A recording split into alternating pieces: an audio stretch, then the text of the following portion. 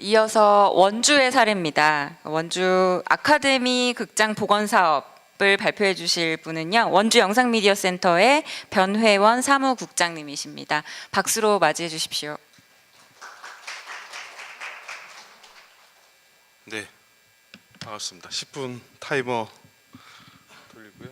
이 글은 얼마 전에 미디어스코프라는 서울영상미디어센터에서 발행하는 잡지에 썼던 글을 기반으로 PT를 만들었고요. 제가 아카데미 관련해서 이런 발제 같은 걸 해보는 건 거의 두 번째인데, 첫 번째 때 어디 누군가를 대상으로 하면서 강의 뭐 하면서 들었던 생각 중에 하나가, 이 자리는 사실 상도 주셔서 모르고 왔지만 받았기는 하지만 실패의 과정들이구나라는 생각들을 굉장히 많이 했었습니다.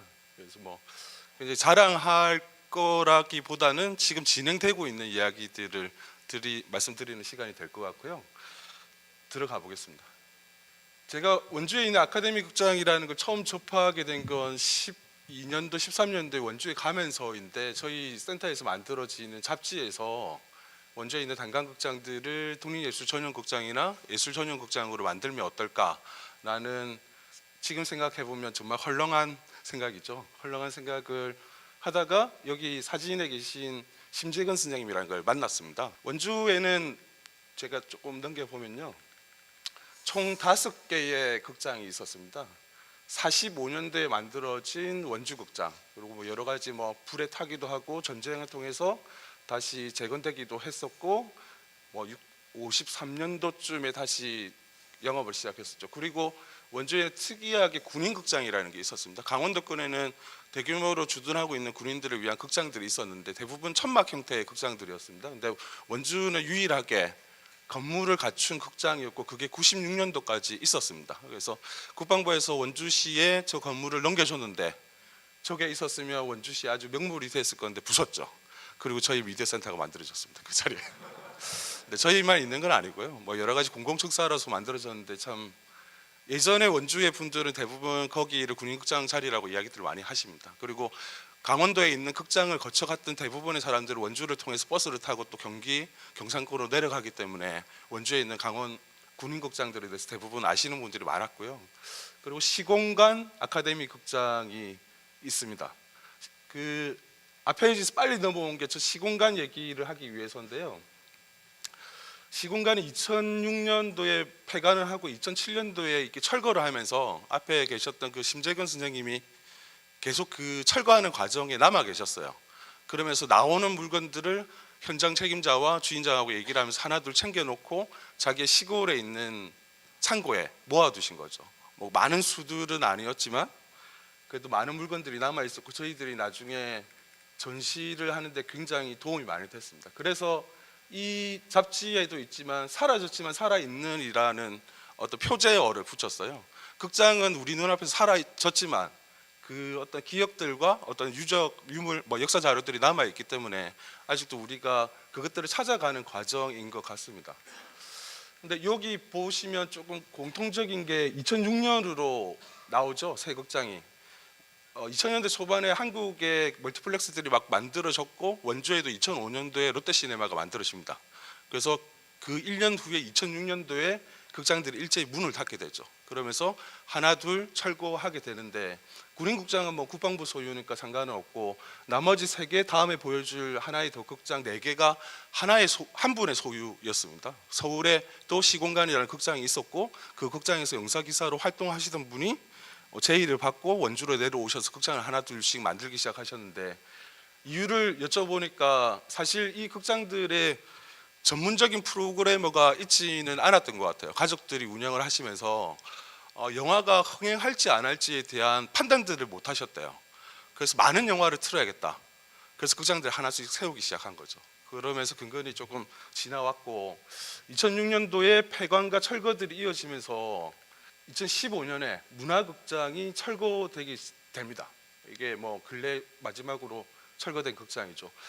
90년대 후반까지만 해도 한국에서 거의 5번째로 컸던 스크린이라고 어떤 잡지에는 실려 있기는 합니다. 근데 이 것들이 주인장에서 다른 주인장으로 바뀌고 철거가 되는 과정이 한 3개월에 불과했어요. 굉장히 빠른 시일 내에 변화했고, 철거가 되고 나서 모델하우스가 되죠.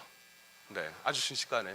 그래서 2016년도에 원주에서는 혁신 도시들이 들어오고 있었습니다. 그리고 지금은 기업 도시들이 많이 유치가 되고 있고요. 네, 그래서 저 속으로는 굉장히 원주답다라고 속으로 욕을 많이 하고 뭐 그랬지만, 네, 그랬습니다. 그래서 지금 남아 있는 것은 바로 아카데미 극장뿐이고, 그 아카데미 극장을 좀 보존하자라는 말을 하는 사람들이 오프라인에서 만나게 됐고, 아카데미를 초대라는 걸 진행하게 됐습니다. 그때 저희가 아카데미 극장이 바로 접하고 있는 시장이 문화의 거리 상인회입니다. 그 상인회에 회장님 아카데미 극장을 굉장히 반대하셨어요. 보존하는 것들에 대해서. 우리한테는 주차장이 필요하다. 그래서 그 포럼에 안 모셨죠. 부회장님만 모시고. 근데 회장님이 오신 겁니다. 혼자서. 그래서 한 1시간 반 정도 진행된 포럼에서 아무 말 없이 계시다가 질의응답이 있는 중에 마지막에 이렇게 말씀하셨죠. 상인회에서 격렬한 토론을 벌였고, 주차장보다는 아카데미 극장의 보전이 시장 활성화에 도움이 된다고 결정했다라고. 제가 이 말을 굳이 쓴 이유는 얼마 전에 광주극장도 다녀왔지만 이렇게 이익을 우선하는 상인들도 주차장보다는 극장들이, 문화적인 요소들이 시장에 도움이 되고 원주시에 도움이 된다고 생각하는데, 광주시장도 원주시장도 아무도 그렇게 생각하지 않는다라는 거죠. 그게 어떤 행정가들의 입장이다라고 해서 굳이 이렇게 적어왔습니다. 그리고 아카데미 초대를 3번, 4번까지 이렇게 진행을 했고요. 첫 번째 진행할 때 열흘간 온라인 설문조사를 했습니다. 그래서 하루에 한 100명씩 참여를 해주셔서 저희는 굉장히 놀라운 상황들을 경험을 했었고, 88% 정도가 보존을 찬성한다. 그리고 그 행사 때 뭐 포스터 전시, 그리고 아카데미 극장과 문화극장에 남아있던 광고릴들, 그 광고릴들이라는 건 지역의 가게들을 담은 거죠. 아마 뭐 연세가 40대 이상인 분들 아마 기억하실 겁니다. 그런 극장들을 디지털로 복원해서 같이 보는 시간들을 가졌었죠. 그리고 이런 행사 말고도 다큐멘터리 극영화들도 만들었습니다. 그래서 시도로라는 작품의 인트로를 좀 가지고 왔는데, 그 인트로에 아까 보여드렸던 심재근 선생님이 보관하고 있던 시공간의 문짝이 있으세요. 시골. 그래서 그 밤에 그 문짝을 찾으러 가는 과정을 다시 극화해서 찍으면서 그걸 인트로로 넣었었거든요. 예, 이 문짝이죠. 그래서 이 문짝을 사실 저도 혼자 못 들겠는데 혼자서 들고 이쪽으로 다 옮기셨다고 하더라고요.